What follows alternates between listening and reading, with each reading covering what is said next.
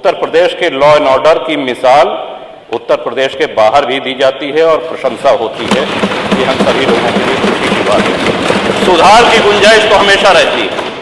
सरकारें हनक से चलती हैं, जनसेवा से चलती हैं, और जैसा कि मैंने पहले निवेदन किया, 30 वर्ष में पहली बार ये अवसर आया है कि अपनी कार्यशैली पर, अपने कार्यकलाप पर योगी जी के नेतृत्व में सरकार दोबारा आई है, रिपीट हुई है, और ये बहुत बड़ी उपलब्धि है, बहुत बड़ी उपलब्धि है। कि आज जहां हर तरफ, ठीक है,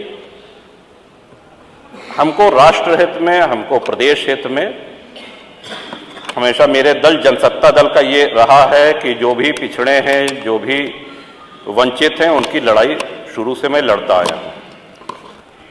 लेकिन वहीं ये भी सराहनीय है कि आप जिस आसन पर बैठे हैं, उस आसन पर बैठने वाले आदरणीय अध्यक्ष जी, अगर देखा जाए कि उनकी विधानसभा में उनके सजातीय कितने लोग। या माननीय संसदीय कार्य मंत्री जी बैठे हैं, शाहजहांपुर से लगातार 9वीं बार निर्वाचित होकर के आए हैं। कितने खन्ना मतदाता होंगे वहां पर, अपनी कार्यशैली से, अपनी संघर्ष क्षमता से और अपने व्यवहार से। क्योंकि विकास ही सब कुछ नहीं होता, बहुत आवश्यक है। हम सब लोग यहां बैठ करके विकास की ही चर्चा करते हैं, लेकिन जनता जो हमारा आकलन करती है, विकास के साथ साथ हमारा व्यवहार कैसा है, हम कितना उपलब्ध रहते हैं, हम जनसेवा करने के लिए कितना तत्पर रहते हैं, इस पर हमारा आकलन होता है। लोग इसलिए विकास की अपनी बहुत महत्वपूर्ण भूमिका से हम इनकार नहीं कर रहे हैं, लेकिन बहुत से ऐसे विधायक हैं, बहुत से ऐसे सांसद हैं जिनके क्षेत्र में उन्होंने बहुत विकास किया लेकिन चुनाव नहीं जीत सके, इसलिए कि उनके व्यवहार में, उनके क्रियाकलाप में कुछ कमियां थी। तो इसके साथ साथ जनता की सेवा हम बेहतर ढंग से कर सकें और जनता से जुड़े हुए मुद्दे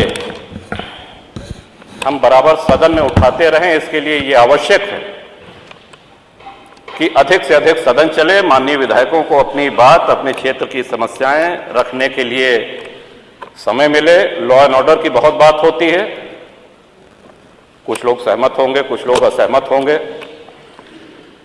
लेकिन यही लोकतंत्र की खूबसूरती भी है। उत्तर प्रदेश के लॉ एंड ऑर्डर की मिसाल उत्तर प्रदेश के बाहर भी दी जाती है और प्रशंसा होती है। ये हम सभी लोगों के लिए खुशी की बात है। सुधार की गुंजाइश तो हमेशा रहती है। जो हमने ये दस्तावेज तैयार किया है, जो राज्यपाल का अभिभाषण है, जो बजट अभिभाषण है, इसमें सुधार नहीं हो सकता, ऐसा मानना ये उचित नहीं होगा। सुधार की गुंजाइश बिल्कुल रहती है, सदैव रहती है।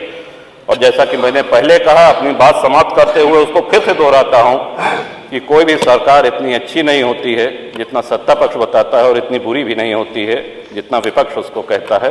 इन्हीं शब्दों के साथ आपने महामहिम श्री राज्यपाल के अभिभाषण पर मुझको बोलने का अवसर दिया। श्रीमान, आपका बहुत बहुत आभार, बहुत बहुत आभार, धन्यवाद।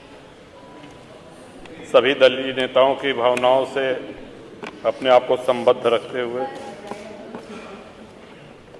आपको धन्यवाद देते हैं, आभार व्यक्त करते हैं। जैसा कि आपके निर्वाचन के समय हम लोगों ने कहा था कि आपका ये कार्यकाल, ये नई परंपराओं का, कीर्तिमानों का कार्यकाल हो, ये हम सभी की शुभेच्छा थी।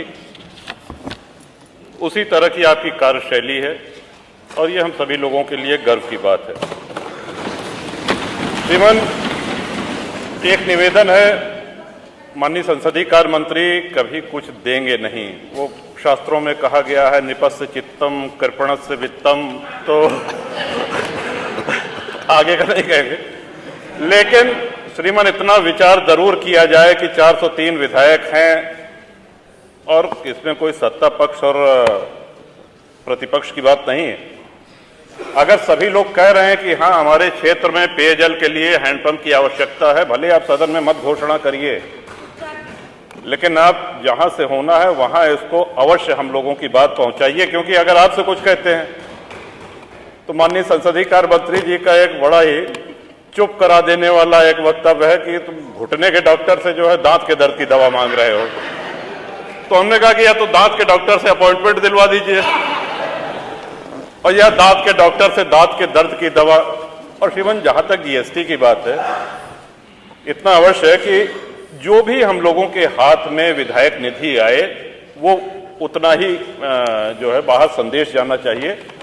अलग अलग ढंग से जीएसटी को लोगों ने जोड़ा है, कोई कह रहा है 18% तो 4.25 है तो 4 मिलेगा, 3.25 मिलेगा, जो भी मिले आपकी तरफ से यही आना चाहिए कि इतनी विधायक निधि है और ये हमने या तो जीएसटी मुक्त करके पूरा 5 करोड़ दे दीजिए, और नहीं तो 4 करोड़ अगर मिल रहा है तो उसको 4 ही करोड़ बताया जाए, 5 करोड़ न बताया जाए, क्योंकि जनता ये समझेगी कि हमको बहुत। और ये श्रीमान पूरे सदन की भावना है। इसके साथ ही विधानसभा के सभी कर्मचारी, सभी अधिकारी, आप सबका हम आभार व्यक्त करते हैं। श्रीमान एक मांग छोटी सी सुरक्षा कर्मियों की तरफ से आई है कि जितने दिन सदन चलता है इनको पौष्टिक आहार भत्ता पुलिस कर्मियों के बराबर दिया जाना चाहिए। इस पे आप कृपा पूर्वक विचार करें, यदि संभव हो सके तो बहुत अच्छा रहेगा। इन्हीं शब्दों के साथ विधानसभा बहुत-बहुत का धन्यवाद।